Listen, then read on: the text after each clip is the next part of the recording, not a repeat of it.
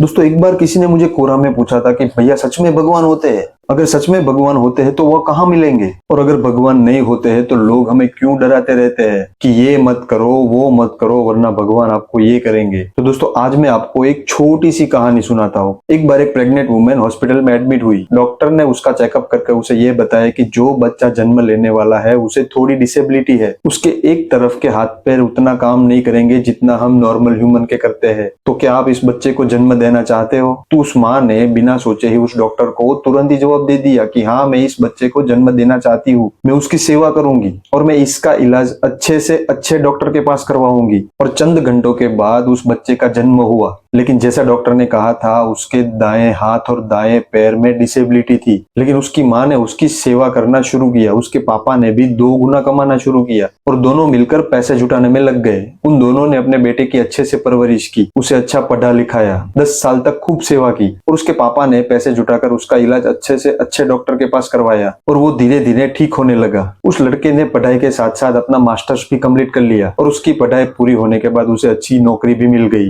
लेकिन जब वो लड़का 25 साल का हुआ तब उसके माता पिता ने उसकी शादी बहुत ही खूबसूरत लड़की से करवा दी। लेकिन जब उसके माता पिता बुढ़े हो गए तो वो धीरे धीरे कमजोर होने लगे और कमजोरी के कारण उसने रिटायरमेंट ले ली। अब वो सारा दिन घर पर ही बिताते थे। अब उसके माता पिता को घर पर खाली बैठे हुए देखकर उसके बहू को अच्छा नहीं लग रहा था और उसकी बहू ने अपने पति को ये सजेस्ट किया कि तुम्हें अपने माँ बाप को वृद्धाश्रम में भेज देना चाहिए। वो यहाँ पर खाली बैठे रहते हैं, वो वहां पर जाएंगे तो उसे कंपनी मिलेगी और वहां उसका समय भी जाएगा। तो उस लड़के ने कुछ भी सोचे बगैर अपने पत्नी की बात मान ली और वो अपने माता पिता को ओल्ड एज होम में छोड़ आया। वो उस माँ को ओल्ड एज होम में छोड़ आया जिसने उसकी बहुत सेवा की थी। वो उस बाप को ओल्ड एज होम में छोड़ आया जिसने उसके इलाज के लिए 2 गुना मेहनत करना शुरू किया था। वो उस माँ बाप को ओल्ड एज होम में छोड़ के आ गया जिसने उसको पढ़ाया था लिखाया था। लेकिन जब वो ओल्ड एज होम से वापिस आ रहा था तब उसकी माँ ने केवल उसे इतना ही कहा कि बेटा भविष्य में जब भी जरूरत पड़े तब हमें ले जाना, अगर लेने आने का समय ना हो तो केवल हमें पुकार लेना, हमें बुला लेना, हम आ जाएंगे और घर पर सही समय पर खा लेना। तो ऐसे हालात में भी उसकी माँ को अपने बेटे की चिंता थी। तो दोस्तों अब आपको पता चल गया होगा कि क्या सच में भगवान होते हैं और आपको ये भी पता चल गया होगा कि वो कहाँ होते हैं। अगर अभी भी समझ में नहीं आया तो मैं आपको बताता हूँ कि हाँ सच में भगवान होते हैं। आपके माता पिता ही आपके भगवान है। इसलिए भगवान को मंदिर में खोजना बंद कर दो क्योंकि वो आपके साथ ही रह रहे हैं। और मैं तो ये भी कहूंगा कि भगवान के साथ साथ राक्षस भी होते हैं, लेकिन भगवान और राक्षस दोनों हमारे अंदर ही होते हैं। इस कहानी में जैसे भगवान माँ बाप के अंदर थे वैसे ही राक्षस उस बेटे के अंदर था जिसने अपने माँ बाप को एक बार भी सोचे बगैर वृद्धाश्रम में छोड़ के आ गया।